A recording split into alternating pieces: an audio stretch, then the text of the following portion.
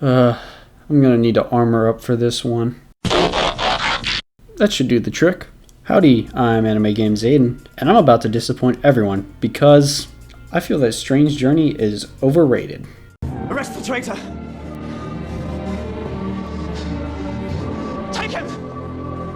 Burn him! For context, if you don't know what Strange Journey is, it's an RPG in the series Shin Megami Tensei, and is considered to be one of the best RPGs and one of the best in the franchise, and is beloved by most of the SMT community.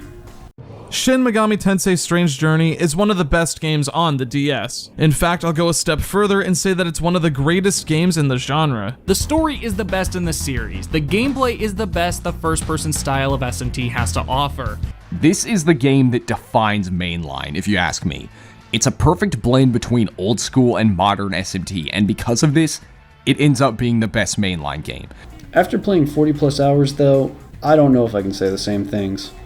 So I've decided to make a video giving my input. But before I go shitting on this game, I feel that I should give some sort of a preface.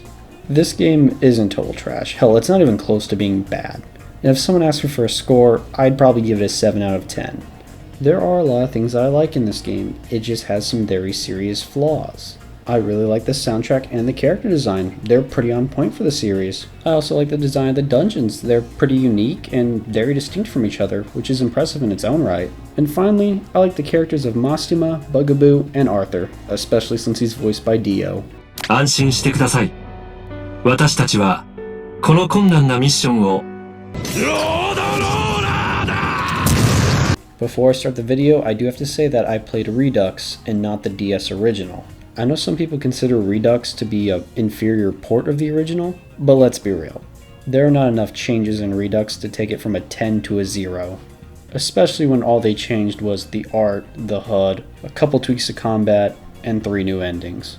With that being said, the footage in this video is coming from the DS original. That's because it was the version I was able to emulate, and as such the version I was able to film. Although I feel that the comments I have can apply to both versions of Strange Journey.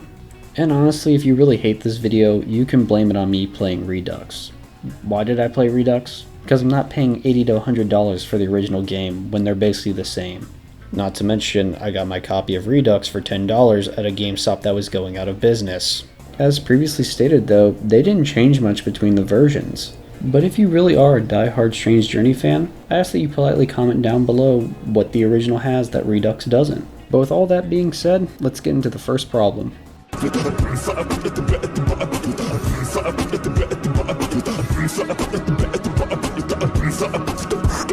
So, here's a quick summary of Strange Journey's plot. The world fucking sucks.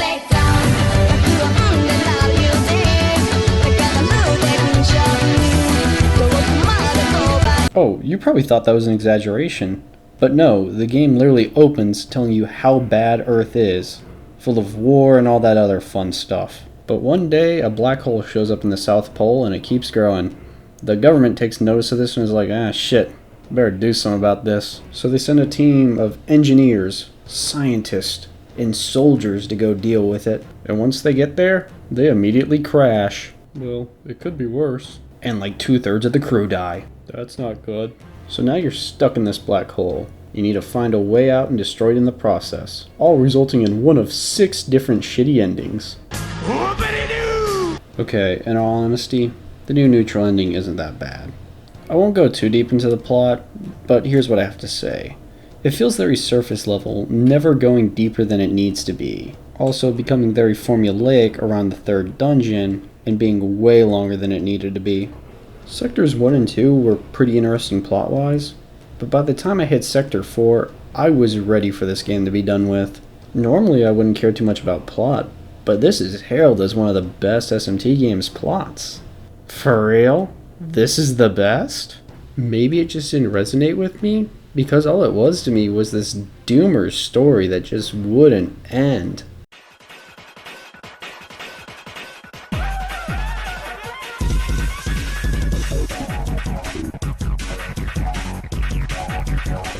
So most SMT games have this thing called the press turn system. Basically, you get 4 turns, and if you hit an enemy's weakness, you get an extra turn, which you can use to either heal, buff, or attack again. It's pretty nifty, But be careful, because enemies can also use this system. So if you go up against a boss that you're weak to, well, you're in for a bad time. Honestly, it was pretty revolutionary when they introduced it in Nocturne. It allowed for so many layers of strategy with each encounter. So what does Strange Journey do with this battle system? Well, it takes it out back and gives it the old Yeller treatment. Strange Journey introduces this thing called the co-op system.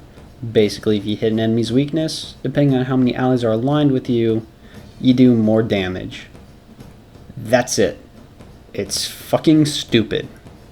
There is no strategy to it besides hitting the weak point to do extra damage. In other games, you could do so much more. You could pass a turn so that way maybe an ally could heal twice. Or maybe you would hit a weak point so that way an ally could buff, or you could just do an extra attack. This, just extra damage. It's so crazy to me that these devs would take such a deep combat system and neuter it. Especially considering Atlas is like a well-established studio. They've been making games since the 90s. Ultimately, I felt that the combat was pretty bland in this game when compared to the other SMT games. It really just lacked the thoughtfulness that's present in almost every other game.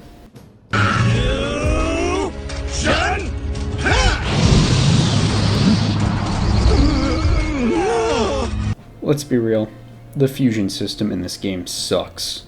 Apparently this game has over 300 demons, but it doesn't feel like it since everything fuses into the same thing. Now let's say I have a griffin. It seems like all it can fuse into is either a legion or some other useless demon. Maybe I've just been spoiled by games like SMT4, but it really feels like there are very few demons in this game. And in this game, demons don't get a majority of their skills from inheritance like previous games. They get it from these things called demon sources. So basically, when you fill this little meter here for each demon, you get its source. This allows you to take some of their moves and put on the demon you're fusing. This sounds good and all in concept, but it comes with one major flaw. Any skills a demon obtains, whether from sources or mutations, is lost once they are fused off. It is so stupid, it hurts. In my playthrough, I got a Fizz demon who mutated and learned the move Megidolin. This is a powerful magic move, but is useless on a Fizz demon. Things get even worse when I realize I can't pass this on to any of my demons, making this move useless. It's such a shit system, especially when compared to Nocturne, which let you directly inherit skills, came out 6 years prior, and was made by the same developer. Maybe if the sources were easier to come across, I'd understand. But it takes a while to fill that meter, and after that, it's up to random chance whether you get another one from the same demon. Overall, it feels like they took one of the most fun parts of SMT for me, and gutted it. Where are we going? To fight an eldritch horror beyond human comprehension. Honestly, I don't have too much to say about the dungeons. They're pretty alright in design, but they are pretty massive, and I hate how you have to look for secret doors to progress sometimes. Size-wise, some of these dungeons will be like 5 floors long with a bunch of puzzles in between, and secret doors you need to keep an eye out for. And here, these secret doors are not like the doors in Zelda where there's at least a queue. Here, you have to be facing it for them to give you a queue, and at that point it's like, why did you give me a queue? In the end, the dungeon length is tolerable. It's just made a bit annoying by the hidden doors. And that's really all I have to say about dungeon length, surprisingly. And I've got to say, in all honesty, it's the biggest piece of dog shit. So, SMT is famous for this thing called the alignment system. Basically, depending on your character's choices throughout the game, you fall into one of 3 categories: law, chaos, or neutral. It's a pretty neat system since choices do affect things throughout the game, and it also kind of makes you and the main character feel like one, since your choices are technically his choices. So, how does Strange Journey decide to mess with this? Well, remember how I brought up the co-op system earlier, and how the damage is based on your party's alignment?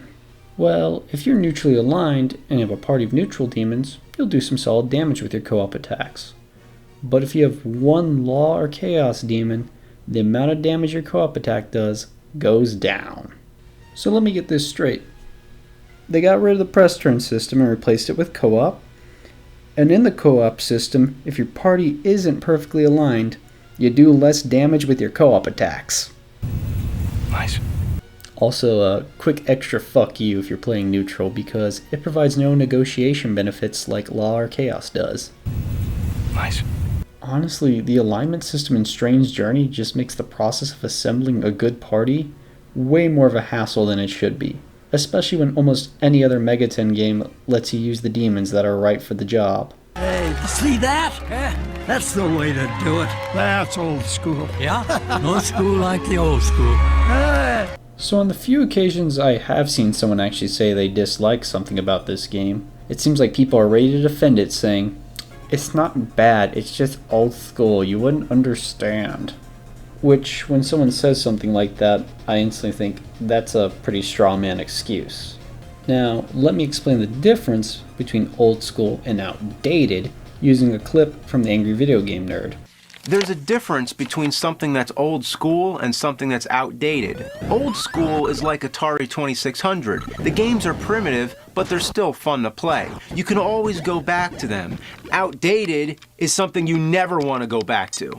Most of the features in this game that I dislike aren't old school, they are outdated. I feel like the developers took features that were present in the series and replaced them with just these half-assed equivalents. Especially the combat and the fusion system. There was no reason to touch those. And honestly, if they hadn't, I probably would have liked the game a lot more. It kind of goes to show that that statement, if it ain't broke, don't fix it, kind of rings true at times. Okay, so I've probably shit on this game pretty hard and also lost any credit as a Megaten fan. But as I said, I think it's an okay game. I didn't hate it. And if you like it, that's awesome. I just can't understand the hype around it. But before I go, I would really like to encourage any Strange Journey fans who have watched this far into the video to comment down below what it is that you like so much about this game. Especially since this game is in a series with some of the best RPGs ever. It has me genuinely curious. And finally, if you've watched this far into the video, thank you. I genuinely hope you enjoy it. And if you did, consider leaving a comment, liking, or even subscribing. I've been Anime Games Aiden, and I hope you have a good one.